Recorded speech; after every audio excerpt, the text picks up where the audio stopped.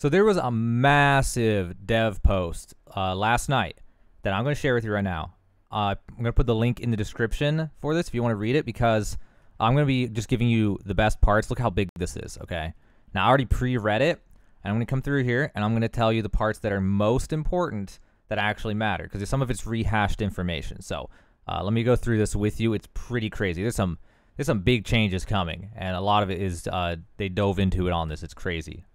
Let me read the little opening statement, since they probably want this to be read.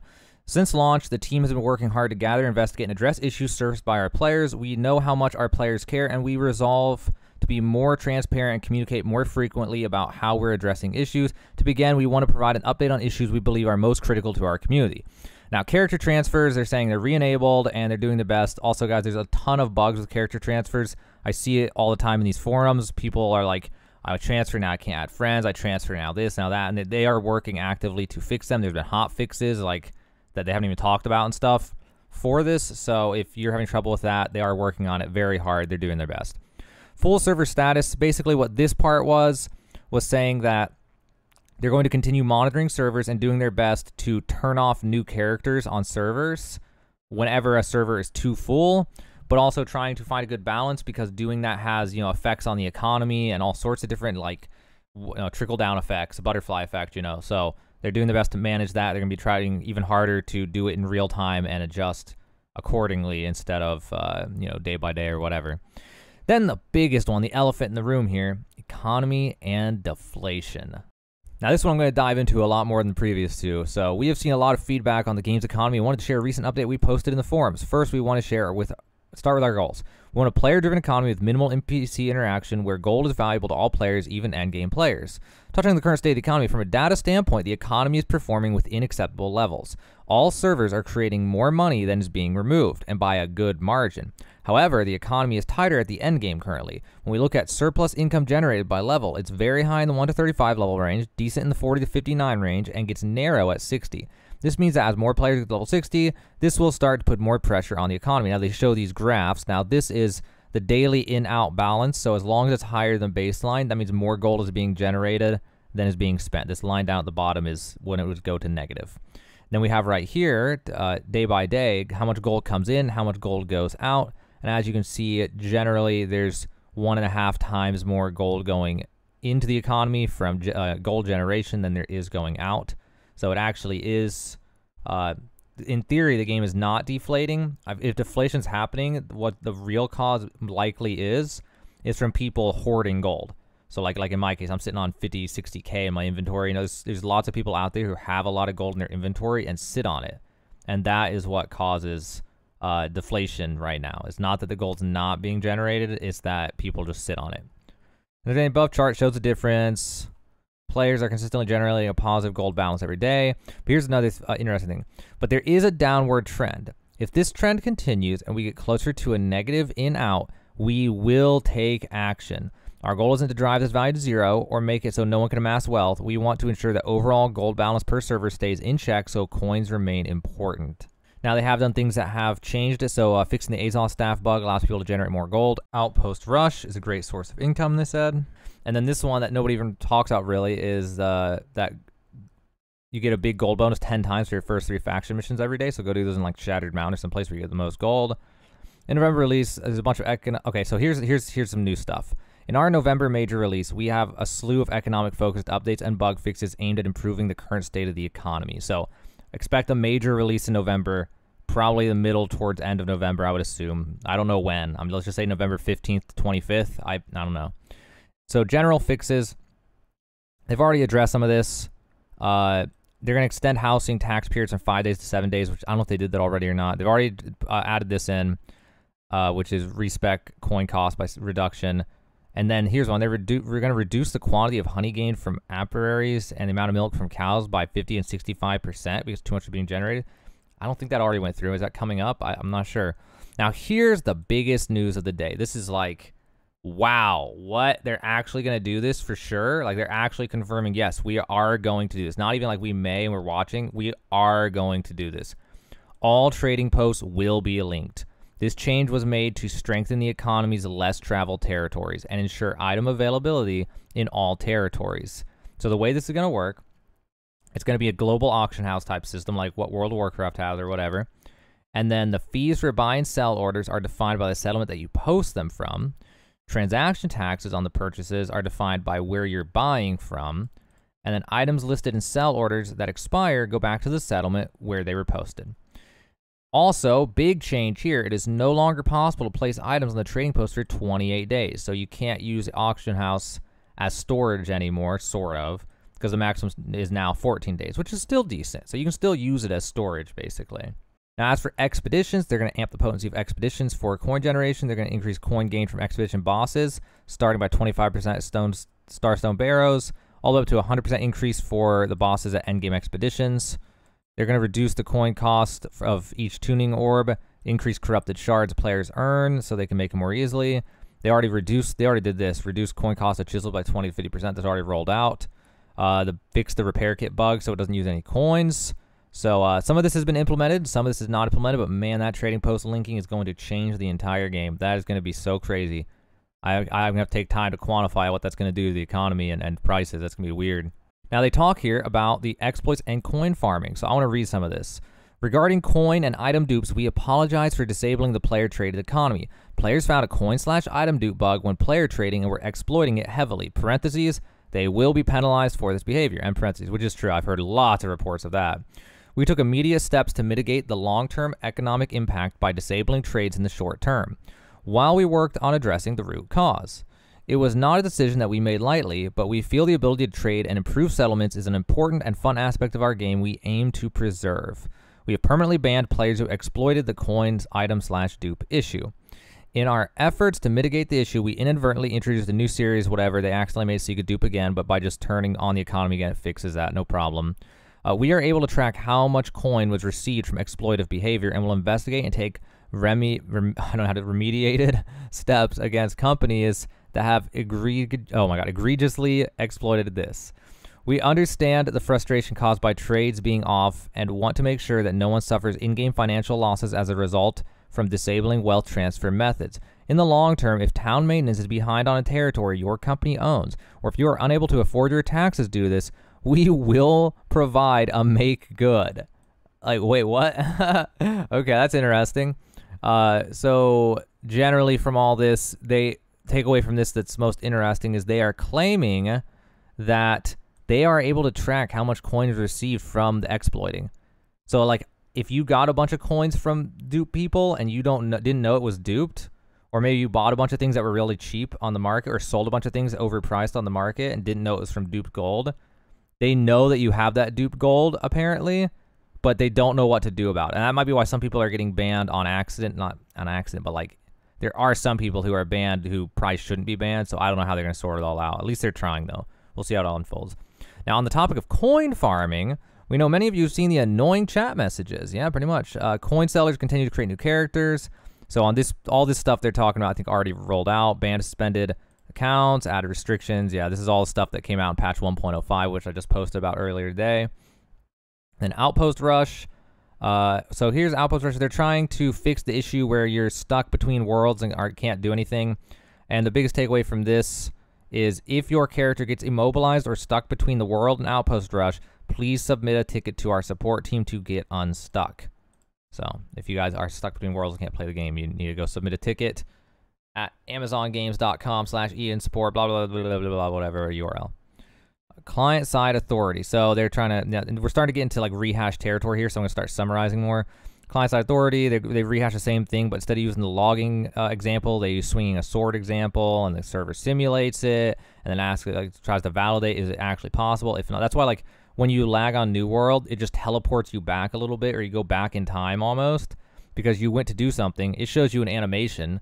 That animation has nothing to do with anything unless it comes through as this is okay. Then if it comes back okay from the server, then you continue on with your business like nothing happened. But if you do something and it wasn't right, then the server goes, nope, that's not right. And since the only thing that was happening on your end was an animation, it just cancels that and puts you back where you were before you started the animation, because that animation didn't actually happen. It was not valid. And then you just are like, whoa, I teleported back in time. So that's how that works. And then talking about another thing, the intentional weapon effect, brief invulnerability. So that's like old news. They fixed invulnerability. So moderation. It's important to us that New World be a fun, inclusive, and safe place for everyone in our community. We've seen several issues arise regarding in-game moderation that we want to address. Now, this one's actually kind of important for some people. There's been a lot of talk of this, so I'm actually going to read most of this. First, we do enforce our code of conduct. As players report violations they see in-game, those reports go into a queue to be reviewed by our moderation team. No player reports are moderated without a person reviewing the details of the report. Our team can make mistakes, and we are continuing to train up our growing army of moderators. Moderation can and has been weaponized as a warfare tactic. The pattern of behavior is that two rival groups will have confrontations in chat prior to a war or big fight. These groups try to goad one another into code of conduct violations and then eagerly report one another when violations occur. Those violations receive multiple reports and are reviewed by a moderator, and if there is a legitimate violation, then suspensions are issued.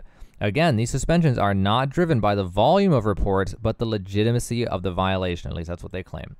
So in other words, if you're getting goaded into talking smack for war, do not talk smack. It's going to continue. They're going to ban you. Or, like temp ban you, 24-hour. We also take advantage of automated systems such as easy anti-cheat to detect and remove folks who are using cheats and exploits. Just random little clause thrown in there. War lag. So we're looking at war lag, trying to fix it. We've been tracking all the feedback. The elephant in the room is the exploits have been plaguing this feature. In particular, the Nowcon practice of spamming the Ice Gauntlet, Fire Staff, or Life Staff in order to create latency problems while capturing control points. Now, I didn't know this was happening intentionally or accidentally, but that's what they think is causing the lag, I guess, when people are standing still. And some people know how to do it intentionally and make it lag like crazy. So I think it was on this patch, or they didn't say anything about it on this patch, but before the patch, they said they were going to fix it, but they might have rolled it back, pushed it back to 1.06 for next week, maybe. We'll see. So they made some initial changes that were achievable in short development cycles and are working on further updates with higher impact that need longer testing to preserve balance. So they are working on it. We will continue to explore War's design in the upcoming dev blog. So they'll talk about it more, and when they do, make sure you subscribe, because if I catch that when it comes out, I will quickly go through it with you guys and give you all the juicy details from it and skip all the fluff.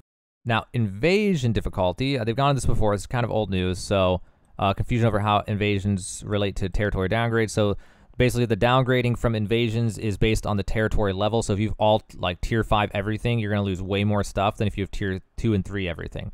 That's basically saying it. So that's like a myth they're saying. It's not real. Don't worry about that. Just try as hard as you can to win. Also, individually, you get better rewards the more you contribute to your team. So you want to get max contribution. You want to do as much damage and stuff and healing as you can in invasions to get the max amount of Azoth and whatever else, gold, as rewards. Then also, here's another little tidbit. I don't know if this was already been said or not, but here it is again if it was. Additionally, we have seen two sides to an argument on invasion participation. On one hand, governing companies want to determine 100% of the participants defending against an invasion. On the other hand, players being removed from invasions feel like it is an abuse of an existing game mechanic to exclude more players from joining. We understand both perspectives, and the team is investigating solutions. Now, honestly, I agree with that. I know a lot of people we want to win the invasions. We don't care about anyone's experience. We just want to win the invasions. I understand that argument. I'm part of a company. I've talked to the people in charge. I understand their frustrations, and it is very difficult to try to figure out who's doing what, and they're kicking and try to sort out, make sure we have enough tanks and enough healers and enough mages, and it's really hard on them. On the other hand, though, it sure sucks if you are a solo player and you never get to play in an invasion, literally ever, just because they don't know who you are. They have their 50 players they want to use, and you never get to play an invasion. You never get to play a war. You literally are excluded from everything all the time, and that's your life. I can understand that. That's not fun either. So, I don't know. It's a tough situation. Hopefully they'll figure something out, but they are definitely paying attention.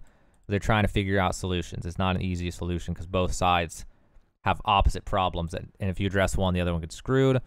So patch schedule and downtimes, and we're looking at you, EU, and maybe Asia too.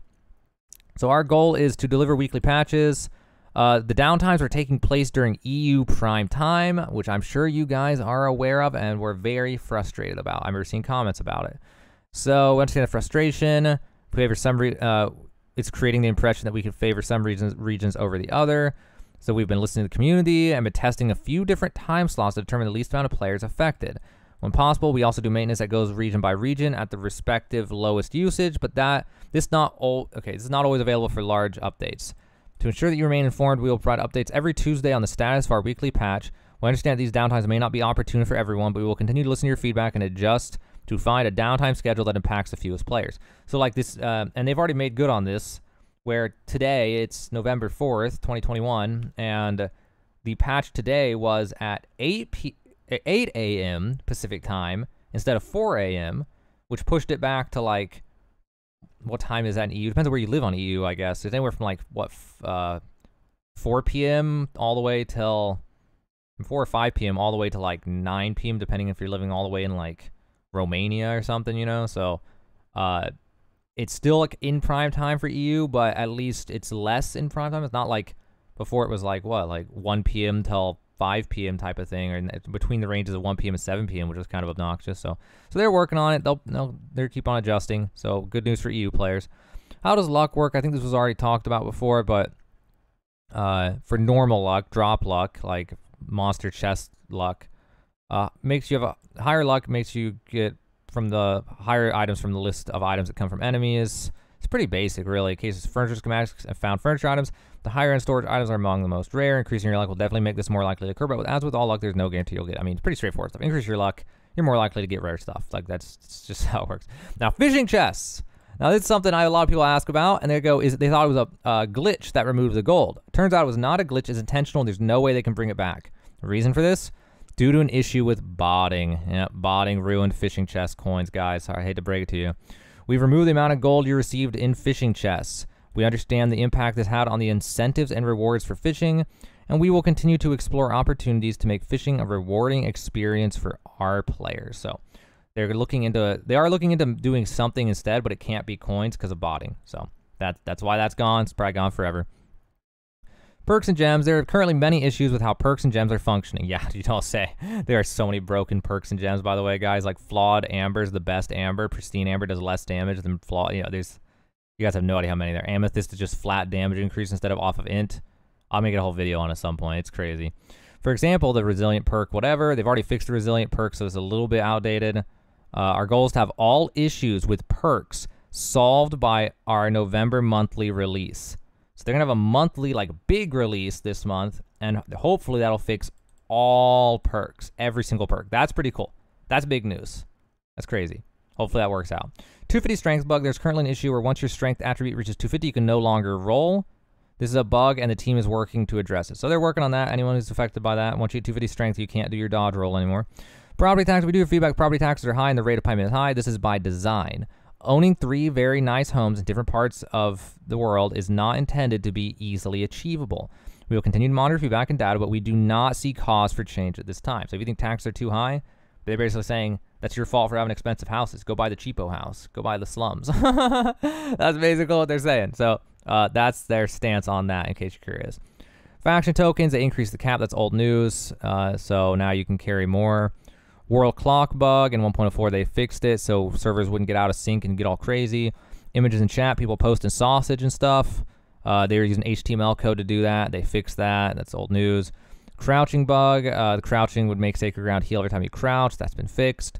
Watermark system. This is old news, actually. They're just explaining how the watermark system works.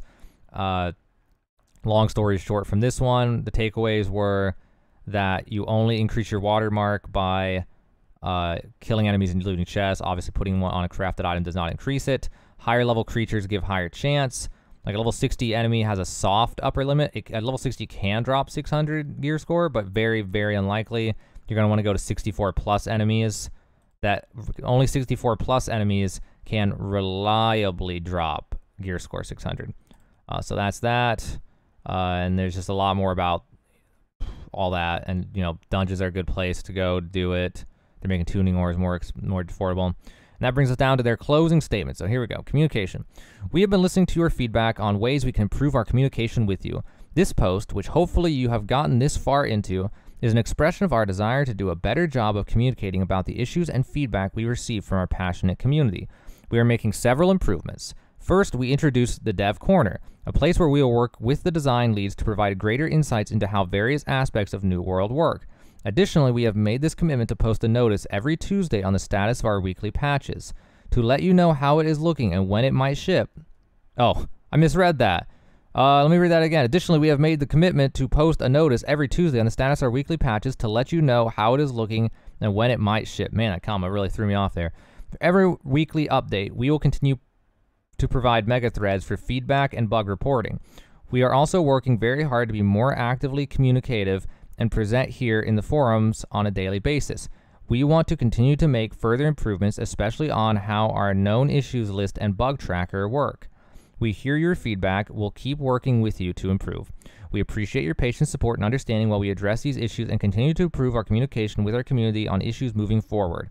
Additionally, we will provide regular updates on key issues moving forward. So you can expect more frequent news, which if you're subscribed to me, I will just relay it for you so you don't have to go scouting for it, searching around for it, hunting. They are listening to you guys and they're making changes. I mean, I'll tell you right now, out of all the MMOs I've ever played, this is the best job I've ever seen of them actually listening to us and changing the things that are most important the quickest. It's really nice. If you guys know of things that are breaking the game, you need to go to the forums, go to the bug report area and say, oh, when you do this, you duplicate gold. When you do this, you're invincible. When you know things like that, you go there, you tell them, they will fix it. That's what we learned from 1.05 that just came out, is that they will fix it. It's crazy, but this is one of the first times, maybe the first time I've ever seen this in MMO, where it's so quick that they are like, oh, I sent it to the team, they're aware, and then next patch, it's done, it's fixed. So if you guys know anything, go there and, give them feedback, and they actually will respond, unlike every other MMO I've ever played in my life. But that's the giant update. A lot of it was rehashed, but there's some pretty big, huge things to recap. Trading posts will be linked. Absolutely crazy right there. That's insane. And then gold deflation is not real. It's only from people holding their gold and not spending it. And yeah, everything else I said, there's too much to summarize this. But there you go. That is the November. It's actually from November 3rd, but like right at the end of the day. I think it was like 10 p.m. Eastern time. So that is the November 3rd status update on the future of New World. What they want to do. How they're going to take this, like changes that are coming, big changes. I know some of that was just rehashed information, but there were some new things in there that were really, really interesting. Big changes coming in New World. We're going to see how it unfolds, how it affects the game, what actually comes of all this.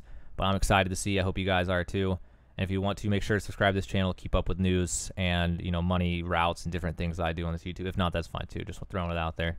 But now you know what's up with the future plans for New World and the big giant dev update that came out yesterday in November 3rd, 2021.